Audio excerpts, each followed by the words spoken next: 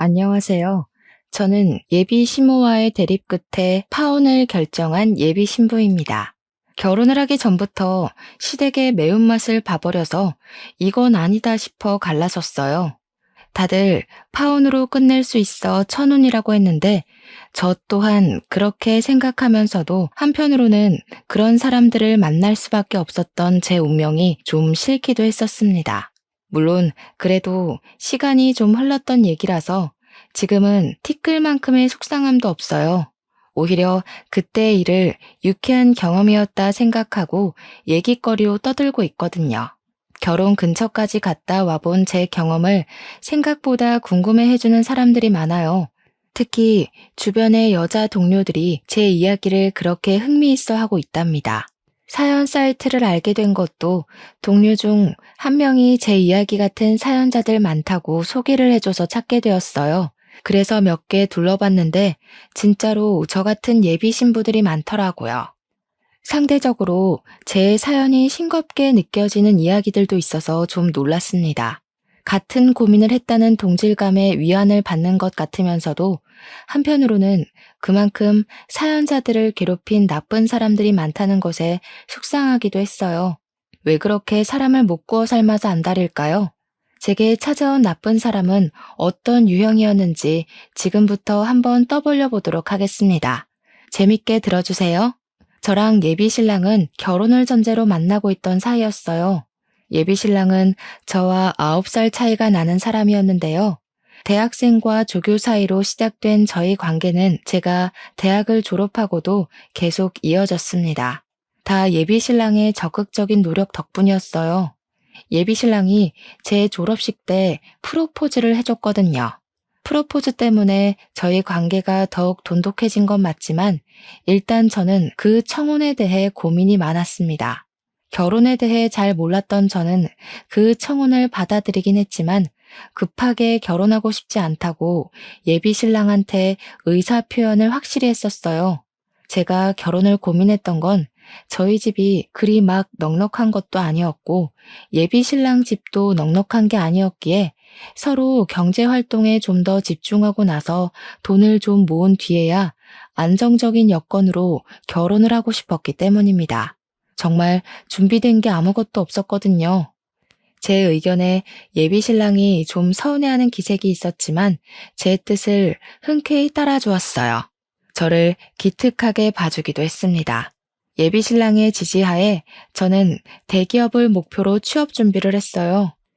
예비 신랑은 제게 손수 간식이랑 도시락까지 사주면서 외조를 해주었습니다. 그땐 행복했어요.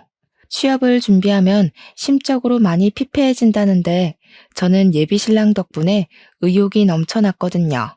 그렇게 잘 지내던 저희 사이에도 한 번의 방지턱이 찾아왔었는데요. 원래 취업 준비 제대로 하려면 기본적으로 기간이 1년, 2년 정도는 걸리는데 취업 준비 기간이 자꾸 길어지니까 예비 신랑이 외조하는 게 지쳤는지 한날 제게 갑자기 속상한 소리를 하더라고요. 설마 나랑 결혼하기 싫어서 일부러 미루는 건 아니지? 이번까지 넘어가면 벌써 3년째야. 계속 이렇게 시간만 보내다가 나 40살 되겠어. 결혼은 30대에 하고 싶단 말이야. 우리 아빠가 결혼 엄청 기다리기도 하고, 만약 나랑 결혼하기 싫은 거라면 그냥 솔직하게 말해줘. 뭐? 무슨 그런 말을 해.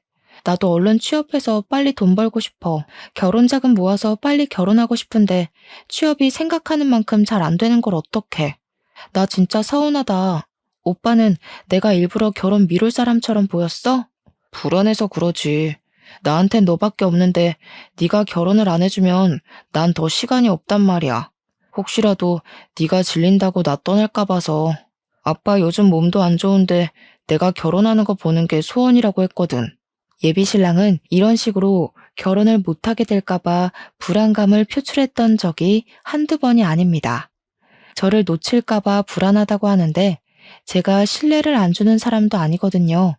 한눈 판 적 절대 없고 회식이 아니고선 사적인 술자리도 가진 적이 없어요. 회식도 예비 신랑한테 꼬박 알려주고 최대한 1차만 참석하고 빠져나왔습니다. 저는 휴대폰 잠금도 안 해요. 예비 신랑이 한 번씩 제 폰을 볼 때도 저는 찔릴 게 없으니까 선뜻 내버려 두기도 했습니다. 예비 신랑이 다른 부분에선 저를 믿어주는 것 같은데 유독 제 취업은 참 못 기다리더라고요. 물론 예비 시부가 몸이 안 좋아서 결혼을 빨리 하고 싶단 말을 하긴 했었어요. 근데 저는 결혼을 그런 식으로 준비도 없이 얼렁뚱땅 저지르고 싶진 않았습니다. 제가 취업하고 돈을 모으면 결혼한다고 했더니 예비 신랑이 그때부터 저보다 제 취업에 더 심혈을 기울이더라고요.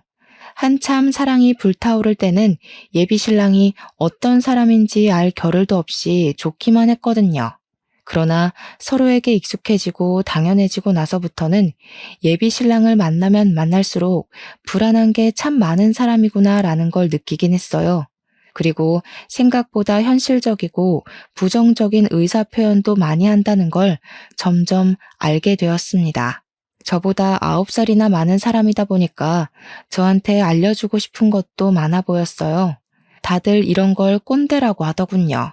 하지만 저는 이런 점까지 예비 신랑에게 고맙기만 했고 예비 신랑이 저를 사랑하는 마음만큼은 갈수록 적극적이고 솔직해서 예비 신랑의 단점 부분도 이해하려고 많이 노력했습니다. 그런데 취업 문제는 어쩔 수 없이 예민할 수밖에 없는 영역인데 예비 신랑이 자꾸 옆에서 한 소리씩 넣어주니까 그건 좀 스트레스로 오더라고요. 그래도 다 날 위해서 조언해주는 거라 생각해서 제가 필요한 잔소리만 걸러서 들었어요. 제 입장에서는 예비 신랑이 스트레스지만 예비 신랑 입장에서는 결혼을 늦추는 제가 골칫거리 아니겠습니까? 우리가 고작 이런 문제로 헤어질 만큼 얕은 사이도 아니고 그저 둘 다 예민한 시기이기 때문에 잠깐 권태기가 올랑말랑 하는 거라 생각했어요. 최대한 자비를 갖고 하루하루 지냈습니다. 그러던 어느 날 예비 신랑에게 고비가 닥쳐왔는데요. 예비 시부가 돌아가시면서 예비 신랑뿐만 아니라 예비 시댁 자체가 정말 많이 힘들었습니다. 특히나 제 마음을 좀 불편하게 만들었던 부분은 예비 신랑이 예비 시부가 살아계실 때 결혼하는 모습 보여주고 싶어 했다고 했잖아요. 제 고집 때문에 예비 신랑이 다시는 그 꿈을 이루지 못하게 되어서 제가 혼자 얼마나 죄책감을 느꼈는지 모릅니다. 그래서 더 예비 시부 영정사진 앞에서 고개를 들지 못했어요. 훨씬 더 번듯하고 자리 잡은 며느리감으로 당당하게 인사를 드리려고 했지 절대 이런 식으로 첫인사를 드리려던 게 아니었거든요. 그날은 예비 신랑을 감히 위로하지도 못하고 옆에 묵묵히 있어주기만 했습니다. 그리고 예비 시부 장례식에 갔으니 당연히 준비 없이 예비 시모까지 만날 수밖에 없었는데요. 저랑 예비 신랑이 아무것도 결정한 게 없어서 그렇지 결혼을 전제로 만나고 있긴 했으니까 인사를 정중하게 드려야 될 것 같았어요. 예비 시모에게 저를 소개하고 싶다는 예비 신랑의 말을 듣고 망설이지 않았습니다. 예비 시모마저 놓친다면 제가 예비 신랑 앞에서 더욱더 면목이 없을 것 같았으니까요. 예비 시모 첫인상은 좀 퉁퉁한 편에 웃음이라고는 없을 것 같은 어두운 상이었습니다. 예비 신랑이 저를 인사시켜주는데 경황이 없어 그런지 예비 시모가 정말 딱 제 인사만 받고 다른 사람들만 신경을 쓰더라고요. 이 부분은 경황이 없는 게 맞으니까 당연히 제가 이해를 한 부분이었습니다. 저는 최대한 피해되지 않는 선에서 장례를 돕고 예비 신랑의 상실감을 옆에서 다독여 주었죠. 제가 결혼을 미뤘다는 건 예비 시댁에서도 알고 있는 사실이었을 겁니다. 예비 신랑이 결혼하고 싶은 사람 생겼다고 언질은 해놨다는 걸 제게 말해준 적이 있었거든요. 그 때문에 예비 시부가 저를 빨리 보고 싶어 하기도 했었어요. 그런데 제가 그 이상의 확실한 행동을 안 보여주니까 예비 시모도 저한테 서운한 점이 있었을 수 있겠다 생각했습니다. 그냥 그땐 예비 시모가 제게 너무 냉담해서 그런 별 생각이 다 들더라고요. 시집도 안 갔는데 벌써 시집살이를 당하는 기분이었달까? 안 좋게 시작해서 좋을 것 없을 테니 빈소에 있는 동안만이라도 저는 나름 잘 보이고자 노력을 했습니다. 그리고 저와 예비 신랑의 관계가 서서히 변하기 시작했던 건 그날 이후부터였어요.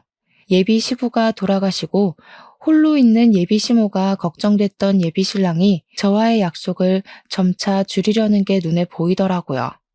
물론 항상 저한테 양해는 구했습니다. 미안해. 아직은 엄마 혼자 못 둬서 오늘도 못 만날 것 같다. 네가 이해 좀 해줘. 형제도 나 하나밖에 없어서 내가 엄마 돌봐야 돼. 예비 시모가 예비 시부를 잃은 충격이 너무 커서 집에 혼자 있는 게 싫다고 얘기를 했었대요. 혼자 있으면 하루 종일 밥도 안 먹고 울기만 한다네요. 그 때문에 예비 시모가 걱정되었던 예비 신랑은 원래 자취를 하고 있었는데 짐을 싸들고 예비 시댁에서 지내기까지 했습니다. 저 같아도 엄마가 아빠를 잃고 홀로 슬퍼만 하고 있다면 다른 사적인 약속 못 잡을 것 같긴 했어요. 자식 마음이 다 그런 거 아니겠습니까? 그래서 부모를 걱정하는 예비 신랑의 마음도 충분히 공감되었어요. 그런데 그렇다고 예비 신랑과 아예 만남을 끊은 건 아니라고 봤습니다. 제가 취업 준비를 해야 해서 원래도 잘 못 만나고 있던 중이었거든요. 그런 상황에서 더 못 만나게 되니까 아예 안 보는 것과 같더라고요. 우리가 결혼할 사이가 맞나? 싶기도 했어요. 오히려 예비 신랑이 곁에서 완전히 사라진 것 같으니까 취업 준비도 더 안 되었어요. 자꾸만 저도 모르게 딴 생각을 하고 있더라고요. 당연히 좋아하는 사람이니까 걱정이 되잖아요. 근데 예비 신랑의 상황이 상황인지라 계속 만남을 고집할 수도 없고 조를 수는 더더욱 없어서 한없이 이해만 해주었는데요. 한 번씩 연락을 하면 예비 신랑은 늘 같은 말만 했어요.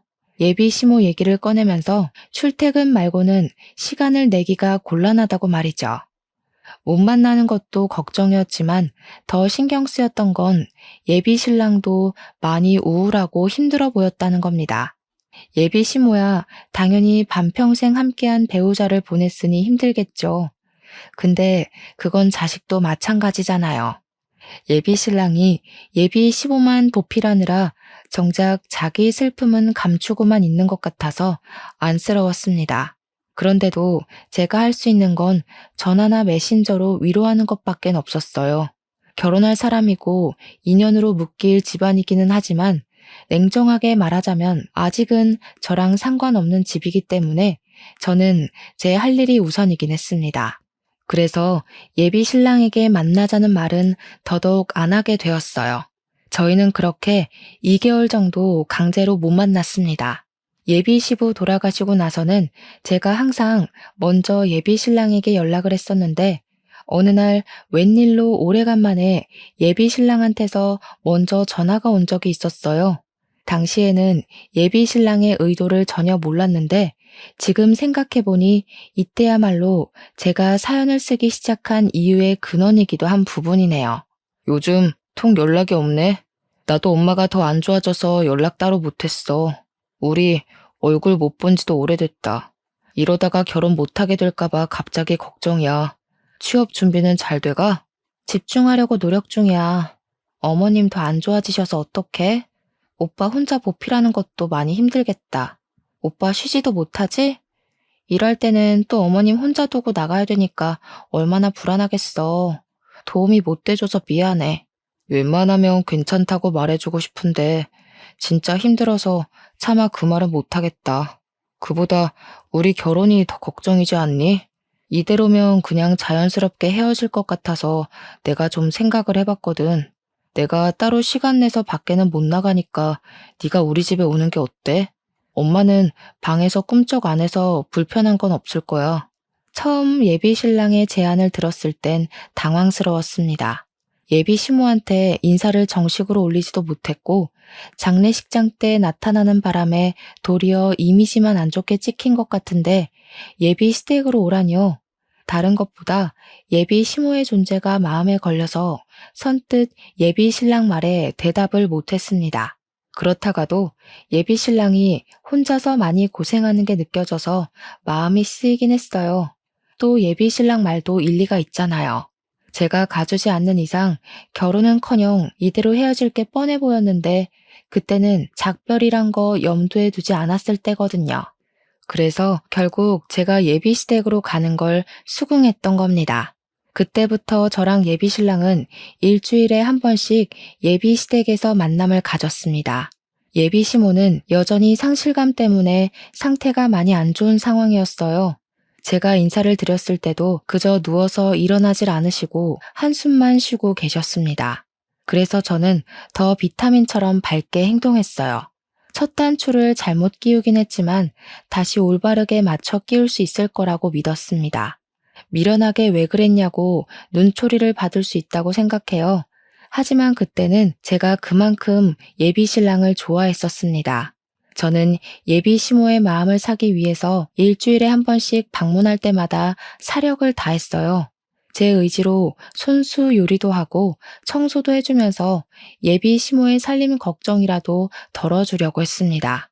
예비 신랑 또한 저를 도와 같이 청소하고 빨래도 하면서 집안의 온기를 되살리기 위해 노력했어요. 그렇게 두세 달이 지날 때였어요. 제 덕분에 시간이 갈수록 예비 시모와 예비 신랑은 활기를 되찾았습니다. 예비 시모도 방에서 나와 집안을 활보하기 시작했고 예비 신랑도 말수랑 웃음이 많아졌어요. 제가 바랬던 모습이 바로 이런 모습이었기 때문에 제 입장에서는 그 둘의 변화를 기뻐해야 마땅한 일이었는데요. 하지만 막상 그 둘만 신경 쓰느라 저를 돌아보지 못했다는 걸 망각했어요. 생기를 찾은 예비 시모와 예비 신랑과는 반대로 저는 기력이 점점 쇠해갔다고 해야 될까요? 왜 그런 느낌 있잖아요. 기운에 빨리면 컨디션이 급격하게 고갈되는 느낌이야. 어찌 보면 당연한 증상일 수도 있어요. 저는 예비 시댁에 가서 그들의 기분을 띄워주려고 온갖 기운을 다 쏟았고 집안 살림까지 봉사를 자처했으니까요. 근데 말씀드렸던 대로 저는 제가 좋아서 했을 뿐이었어요.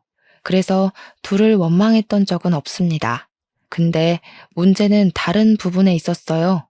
둘이 기운 없어서 다 죽어 있을 때는 저절로 돕고 싶은 마음이 가득했는데 두 사람이 살아났을 땐 굳이 제가 더 도울 필요가 없다고 생각했거든요. 그러나 둘이 기운 차릴수록 저의 봉사 정신을 당연하게 받아들이기 시작했다는 거예요. 특히 예비 시모 태도가 그러했습니다. 도와줘서 고생했다, 고맙다 이런 말은 바라지도 않았어요. 그런 걸 바라고 도와드리는 건 아니었으니까요. 근데 그렇다고 저를 호구로 보라고 한 짓들은 아니었거든요. 저는 아직 시모의 며느리가 아니잖아요. 저만의 기준이 있어서 딱 그만큼만 예비 시댁에 도움이 되려고 했던 건데 당황스럽게도 예비 시모가 저를 보는 눈빛에 이미 며느리를 대하는 감정이 담겨 있는 것 같았어요. 처음엔 예비 시모가 저한테 당연하게 바라는 태도를 믿을 수가 없어서 긴가민가 했거든요. 근데 제가 예비 시댁 갈 때마다 그런 기분을 느꼈다면 제 촉이 맞는 거 아니겠습니까? 둘이 활력을 찾고 나서부터는 예비 시댁 가는 걸음이 무거워졌고 나중에는 끝내 가기 싫은 마음까지 생겼을 때 저는 예비 신랑에게 결혼 전까진 오늘이 시댁 방문 마지막일 거라고 말하려 했어요. 물론 그날 신경을 기울여 예비 시모 태도를 한 번 더 주의 깊게 보려고도 마음먹었죠. 지난번에 구석구석 먼지가 그대로더라. 오늘은 안쪽 방까지 신경 써서 닦아놔라. 그리고 집에서 원래 그렇게 간을 짜게 하니? 젊은 사람들이야 젊은 몸 믿고 멀쩡할지 모르겠는데 우리같이 나이 든 사람들은 하루하루가 달라. 우리 아들도 이제 곧 40이라서 그리 짜게 먹으면 안 된다. 앞으로 나한테 하나하나 검사받아서 상에 올리도록 해라. 예비시댁 집 평수가 38평은 된다고 들었습니다.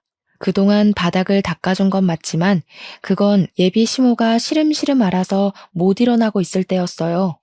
예비 시모는 훨씬 어린 우리 엄마보다도 건강해 보였는데 그런 사람이 저한테 당연하게 걸레를 던져주니까 좀 기가 막혔습니다. 그리고 기껏 음식해서 바쳤더니 사람 정성은 모른 채 하며 요리 못한다고 트집 잡는 것도 기분이 나빴어요. 예비 시모의 행동이 잘못되었다는 걸 그 순간에 확신했던 저는 예비 시댁 방문을 마지막으로 하는 게 아니라 이 결혼 자체를 그날로써 종결지어야겠다고 결심을 해버렸습니다. 그런 와중에 예비 신랑은 제 결심에 쐐기라도 박듯 얄미운 소리를 했는데 아주 가관이더군요. 시어머니 될 사람한테 잘 보이는 거라고 생각해. 미리 며느리 연습해두면 좋잖아. 나는 어른한테 잘하는 여자가 좋더라. 내가 사랑하는 여자가 어른한테 잘하면 더 사랑스럽고 어떻게 나한테 이런 천사 같은 여자친구가 왔는지 몰라. 그동안 자기를 가만히 보면서 우리 집에 꼭 필요한 사람이라고 느꼈어. 예비 신랑이 저더러 자기 엄마한테 잘하라고 살살 구슬리는데 제가 예민한 상황에서 그런 소리를 들으니까 이 사람의 의도가 확대 해석이 되더라고요. 그동안은 예비 신랑이 좋아서 그저 맞춰주고 싶기만 했다면 그 뒤부터는 그저 자기 사용만 챙기려는 이기적인 사람으로 보였어요. 저는 신부 수업을 받으러 예비 시댁을 다녔던 게 아닙니다. 예비 신랑을 위로하고 싶었고 예비 신부가 될 사람으로서 배우자가 보고 싶었을 뿐이었고 예비 시모가 울적하게 괴로워하는 것이 속상해서 힘이 되어주고 싶었던 거라고요. 그런 저의 호의는 결코 노동이 아니었다는데 제 진심이 그들에게 잘못 전달이 된 것 같았습니다. 아니면 그들이 원래 남의 호의를 권리로 생각하는 못된 사람들이었겠죠. 어쨌든 제 입장에선 이런 관계는 건강하지 못하다고 봤어요. 분명히 말하지만 저는 도움 준 사람에게 호구라고 욕하면 안 된다고 봅니다. 명백히 잘못한 건 남의 호의를 쉽게 보는 상대방의 저급한 마인드인 거예요. 그래서 저는 호의 하나 구분 못하고 사람을 막 대하는 인간들과는 인연을 만들지 않기로 마음먹은 겁니다. 저는 예비 시모에게 받은 걸레를 바닥에 툭 던졌습니다. 그리고 손을 씻고 나와서 겉옷을 챙겼어요. 그리곤 제 행동을 알 수 없는 눈으로 보고 있는 예비 시모에게 똑똑히 말씀드렸어요. 어머니, 저 이 집 며느리로 들어온 거 아니고 오빠 여자친구로 놀러 온 거예요. 그동안 어머니랑 오빠가 기운 없어 보여서 베풀어 준 거지 이 집에 잡일하러 들락거린 거 아닙니다. 집안일 원래 다 어머니 일이잖아요. 보니까 두 손 두 발 멀쩡하시고 남일 간섭하는 것 보니 정신 상태도 멀쩡하신 것 같은데 제 일 아닌 걸 제가 계속할 순 없죠. 뭐야? 제 말하는 것 좀 봐라. 뭐가 어쩌고 어째? 어차피 우리 아들이랑 결혼할 거라면서 시엠이 될 사람한테 벌써부터 대들기나 하고 나중에 할 일 지금 연습하는 건데 이런 것도 못 견뎌서 어디 우리 아들 모실 그릇이나 되겠니? 모셔요? 저는 오빠랑 결혼을 하려고 한 거지 종살이 하려고 만난 거 아닌데요. 오빠는 아내가 아니라 집사가 필요한 거였어요? 그렇다면 더 이 결혼 안 해야겠네요. 이렇게 개고생해서 연습해봤자 뭘 얻는데요. 어머님이랑 저 남자요? 노동에 대한 대가가 겨우 그 정도라면 제가 이런 무모한 짓을 할 필요가 없죠. 그냥 결혼 포기할게요. 저즉 건방진 애를 봤나. 지질이 일도 못하는 거 몇 날 며칠을 받아주면서 넘어갔더니 뭐라고? 취직도 못하는 백수 주제에 뭘 믿고 목소리를 높여? 너 같은 게 우리 아들처럼 수준 높은 남자를 만날 수 있을 것 같아? 아무짝에 쓸모가 없으면 집안일이라도 잘할 줄 알아야지. 쪽팔려서 누가 백수를 며느리로 받아주겠어? 역시 예비 시모는 저를 이미 며느리로 보고 있었던 것 같았어요. 저 방금 예비 시모 말에 잠깐 반항을 했을 뿐인데 어마무시한 질타를 받지 않았습니까? 그걸 보자마자 제가 이 집에 시집을 와서 어떻게 지내게 될지가 불보듯 뻔하더라고요. 한시라도 빨리 그 집을 벗어나기 위해서 저는 말싸움을 포기하고 그냥 예비 시모를 무시해버렸습니다. 그러니까 제게 사태질을 하면서 요양한 년이라고 욕을 하던 시모가 숨을 헐떡거리는 척 연기를 하더군요. 저는 신경 쓰지 않았어요.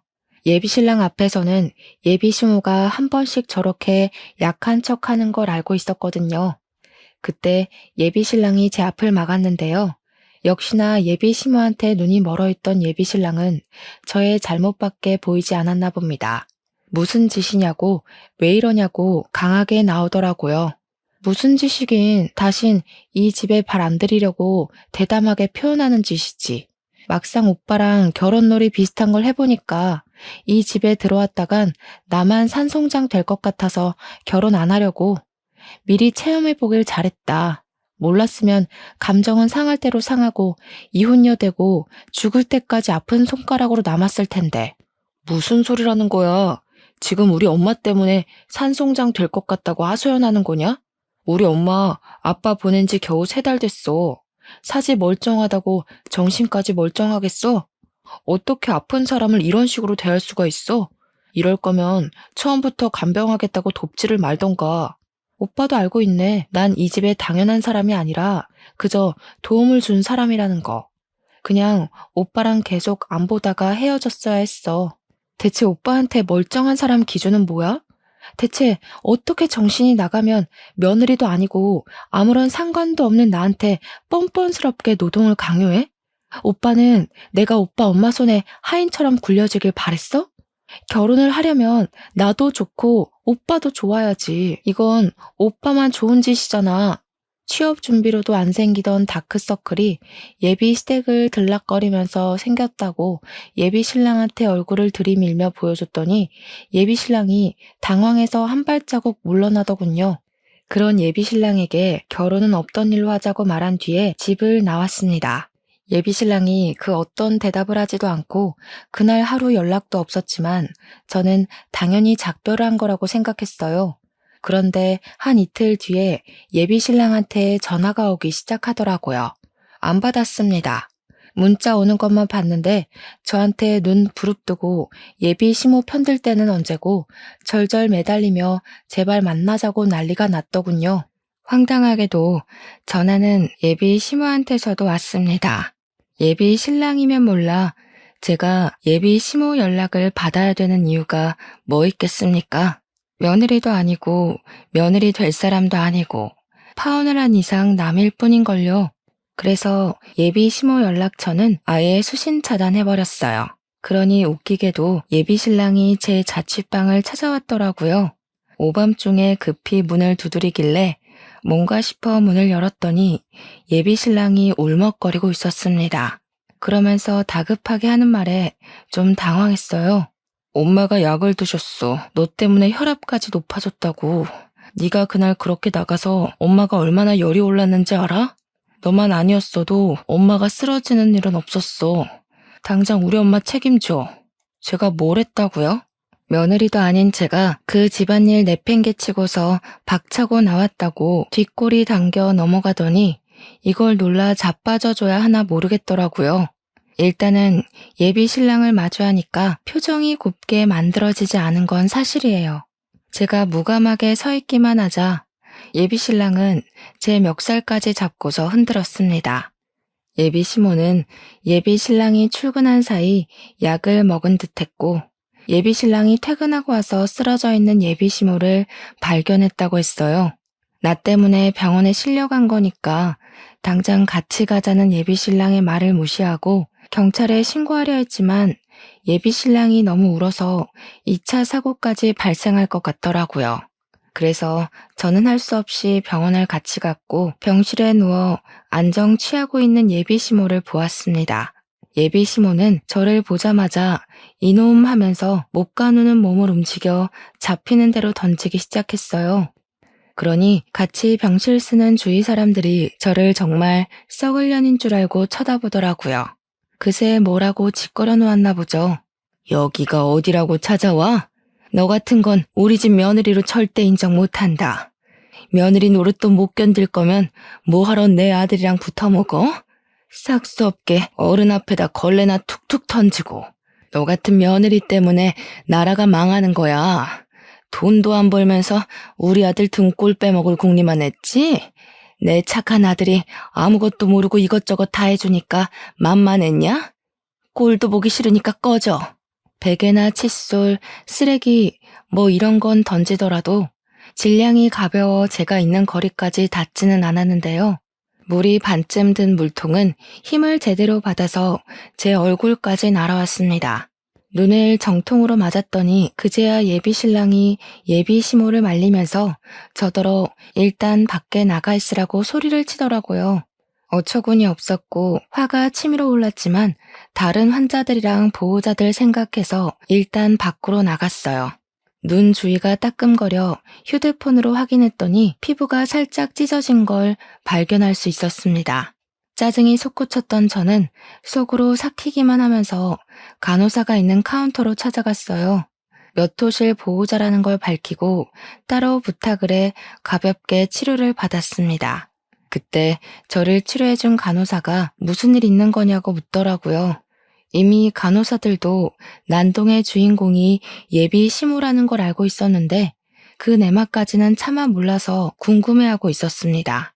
저는 숨길 거 없다고 생각했어요. 어차피 더 이상 저랑 관련 없는 사람들이고 제가 잘못한 건 더더욱 없었기에 남의 귀로 제 이야기가 들어가는 것에 거리낌이 없는 상태였어요. 그래서 제 상황과 제 입장을 따로 설명 주었습니다. 그랬더니 주위에 있던 다른 간호사들까지 다들 미래 며느리 될 사람들이다 보니까 대동단결해서 같이 화를 내주더라고요. 그러면서 제게 슬쩍 말해주는 사실이 하나 있었는데 지금 생각해도 이 사실은 창피하고 웃긴 일이라고 봐요. 간호사가 하는 말이 예비시모가 약을 먹고 실려왔다고 진단이 되어 있다는데 그게 다 뻥이라고 하더라고요. 약 먹고 의식을 잃은 환자들은 특히나 시간이 더 금이고 위세척만 하면 살릴 수 있기 때문에 병원에서 난리가 났었다는데요.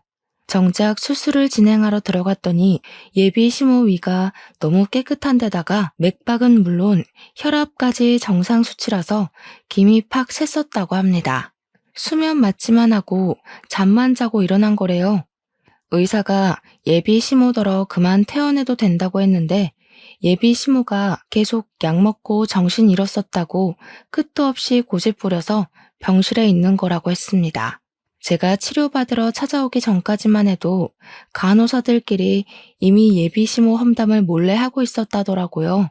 그렇다고 환자인 예비 시모에게 공직자들이 뭘 할 수 있는 건 아니었고 대신 다른 병실에 양해를 구해줄 테니 잠깐의 소란은 피울 수 있도록 허락해 준다고는 했습니다. 저는 딱히 소란 피울 생각은 없었지만 간호사들이 용기와 기회를 주니까 잠시 가라앉던 분노가 다시 솟구치더라고요. 그래서 다시 병실을 돌아갔고 예비 시모 침대 쪽에만 커튼이 쳐져 있는 걸 보았습니다. 아까까지만 해도 제게 욕을 할 것처럼 쳐다보던 주위 환자와 보호자들의 눈빛이 좀 달랐는데요. 일단은 저를 향한 태도가 유순해졌다는 것이 느껴졌어요. 그 이유는 제가 커튼 가까이 다가가고 나서 눈치챌 수 있었습니다. 커튼 안에서 예비 시모와 예비 신랑이 수상하게 속닥거리는 대화가 들리더라고요. 엄마, 자꾸 이러면 젊은 애 못 들여와. 내 나이 곧 40이야. 그나마 9살 차이인 제가 제일 젊은 며느리일 거라고. 무슨 말인지 모르겠어? 나중에 엄마 늙으면 며느리도 같이 늙을 건데 골골대는 며느리가 엄마 보필이나 제대로 할 것 같아? 지금 엄마 봐줄 젊은 사람으론 제가 딱이라니까. 조금만 맞춰줘봐, 응? 취업을 해야 결혼한다고 했다면서. 취업 못하는 게 아니라 일부러 안 하고 있는 거 아닌지 제대로 확인해봐. 요즘 젊은 아가씨들은 자기 손에 안 보고 남편 돈만 받으면서 속 편하게 살려고 한다던데. 걔도 너 이용하는 걸 수도 있어. 그런데 내가 그 여시 같은 꼴을 그냥 지켜보라고? 엄마 제발, 그건 나중에 진짜 며느리 돼서 잡으면 되잖아. 일단은 쟤를 우리 집에 들이는 게 더 중요한 거라니까. 이팔 청춘 아가씨가 어디 구하기 쉬운 줄 알아? 내 나이면 어디 하나는 골병난 아줌마거나 말 많은 아줌마들밖에 못 데려와. 나도 늙고 며느리도 늙으면 누가 엄마 보필하겠어? 결혼하면 엄마가 며느리를 구워 삼든 말든 내가 간섭 안 할게. 듣자 하니 예비 신랑이 제게 접근했던 건 다 자기 부모님을 모실 체력 좋은 며느리가 필요했기 때문이었어요. 예비 시부는 돌아가셔서 어쩔 수 없는 거였고 예비 시모만큼은 힘 많고 체력 좋은 며느리를 붙여서 요양시키려고 했던 것 같았습니다. 그래서 정식 인사도 안 드린 저를 벌써부터 며느리 교육하려고 고나리질 했나 봐요. 커튼 앞에서 정확한 진상을 듣는데 얼마나 기가 막혔는지 모릅니다. 그동안 내가 누구를 사랑했는지 뭘 보고 사랑했는지가 기억도 안 나더군요. 이미 예비 신랑에게 실망한 채였지만 그래도 좋았던 추억 정도는 마음 한구석에 남겨두었었는데 그날로써 저는 그를 완벽하게 끊어낼 명분이 생긴 셈이었어요. 오히려 깔끔하게 침 뱉어주고 돌아설 수 있어 다행이라 생각했습니다. 그때 제 어깨를 톡톡 두들긴 사람이 있었는데 돌아보니까 같이 병실을 쓰고 있는 보호자들이더라고요. 다들 누군가의 시어머니 뻘 되는 연세들이었지만 한편으론 누군가의 며느리이기도 했던 아줌마들은 시모 입장보단 며느리 입장을 더 공감해주는 것 같았어요. 제게 물통을 하나씩 건네준 이유도 본인들이 며느리로 지내면서 받았던 서름을 그렇게 표현하는 것 같았습니다. 그러면서 그분들 하는 말이 결혼하기도 전에 빵점인 저런 시댁은 거들떠도 보면 안 된다고 냉수 먹고 속 차리게 찬물을 시원하게 뿌려주라 독려하더군요. 친히 뚜껑까지 따주는 친절함을 보이길래 그때 독특하고 따뜻한 동질감을 느꼈어요. 세상 며느리들은 말 안 해도 한편이라더니 그게 이런 기분이구나 싶어 든든했습니다. 저는 더 이상 주저하지 않고 바로 커튼을 열었어요. 깜짝 놀라는 두 연놈의 얼굴을 똑바로 마주했습니다. 꼭 이렇게 사서 욕먹는 사람들이 있다니깐. 여기 사람들이 당신들 냉수 먹고 정신 좀 차리라고 선물 주더라고요. 속부터 썩어 빠진 사람들이 겨우 냉수 한 바가지로 정신 차릴지는 모르겠는데 그쪽들이 쪽팔린 짓 하고 있단 건 알았으면 해서요. 저는 그대로 생수 하나랑 토마토 주스 하나를 나란히 들고 예비 시모 얼굴에 쳐 뿌려줬습니다. 그리고 제게 대들려는 예비 신랑 얼굴에 그 페트병 2개를 연달아 던져버렸어요. 페트병이 예비 신랑 치아에 부딪혀 튕겨 나가더군요. 입을 감싸막던 예비 신랑이 저를 죽일 듯 노렸습니다. 그 와중에 예비 시모는 손을 벌벌 떨면서 비명을 막 지르더라고요. 나 그쪽 집안에 기어들어갈 생각 추호도 없거든요. 김칫국 좀 그만 마셔요. 그리고 요즘 젊은 사람들 똑똑해서 노망난 할망구한테 내 몸 바칠 사람 잘 없어요. 먼저 가신 남편분이 그렇게 그리우면 진짜 약 먹고 따라가 보지 그러셨어요. 약 먹은 척 쇼해서 진짜 아픈 분들은 들어오지도 못하게 자리 차지하지 마시고요. 약 먹고 쇼하는 거라는 사실이 밝히니 병실안은 이제 대놓고 예비 시모와 예비 신랑을 향해 쌍심지를 켜기 시작했어요. 아깐 잘 몰라서 저를 보는 눈이 많이 사나웠는데 이젠 그 눈들이 제 뒤를 든든하게 살려주고 있었습니다. 그때 예비 신랑이 화나서 저를 강제로 끌고 나가려고 했어요. 그러자 놀랍게도 다른 보호자들이 나서서 예비 신랑에게 달려들었고 손버릇까지 더러운 놈이라 욕하며 예비 신랑 등짝을 뚝까 패기 시작했습니다. 저를 당장 예비 신랑 소나기에서 떨어뜨려 주셨어요. 엄마뻘 되는 아줌마들의 공격에 예비 신랑이 당황해서 얻어 터지기만 했는데 아줌마들의 구타가 끝나자 황급히 자기 엄마 옆으로 도망쳐 가더라고요. 그러더니 자기 엄마랑 똑같이 벌벌 떨면서 단체로 폭행죄 신고할 거라고 소리를 고래고래 지르는 거 아니겠습니까? 그러자 아줌마들이 나서서 총각이 그렇게 살면 안 된다고, 그런 건 효도도 아니고 사회적으로 왕따 당하는 집밖엔 안 된다고 맞받아 쳐줬습니다. 아줌마들이랑 싸우고 있는 예비신랑 꼴이 좀 꼴사납고 웃기더라고요. 왜 다들 난리세요? 제가 뭐라고 했는지 모르겠는데 지금 이거 우리가 억울한 상황이거든요? 야, 너 대체 사람들한테 뭐라고 이간질한 거냐? 새파랗게 어린 년 기사회생 좀 시켜주려 했더니 감히 나 같은 복을 걷어차? 이 결혼 솔직히 내가 더 손해인 거 알지? 진짜 후회 안 할 자신 있어? 뚫린 입이라고 자기 믿고 싶은 대로 짓거리는 것도 참 용기다. 귓구멍이 막힌 거냐 생각이 없는 거냐? 우리 이미 끝난 사이라고 몇 번을 말해? 기사회생은 내가 널 그렇게 만들어줬지. 주변에서 욕하는 거 무시하고 겨우 조교밖에 못하고 있는 거 만나줬더니 네가 뭔 복이라는 거냐? 학교에서 다들 너더러 뭘 했는지 알아? 자기가 교수라도 된 것처럼 설친다고 난리더라. 뭐? 이게 어디서 구라야? 그리고 조교라도 나 교수 인맥 장난 아니거든? 내가 교수님들한테 부탁하면 당장 1,000만 원도 빌릴 수 있어. 네가 백날 취업 준비하고 사회생활을 빙빙 돌아봐라. 나처럼 이런 황금 인맥 만들 수 있을 거라 생각해? 몰랐구나. 아는 후배가 말해주더라. 교수님들이 오빠 일손 느리다고 빠릿빠릿하고 새파랗게 젊은 사람한테 일 일임할 거래. 어떡하냐? 이제 나이도 많아서 새 직장 구하는 것도 딸릴 텐데. 할망구 보살필 사람 필요하면 이참에 요양보호사 자격증 따서 직접 네 엄마 모셔봐. 혹시라도 며느리를 원하는 거면 그냥 죽었다 다시 태어나는 게 나을걸?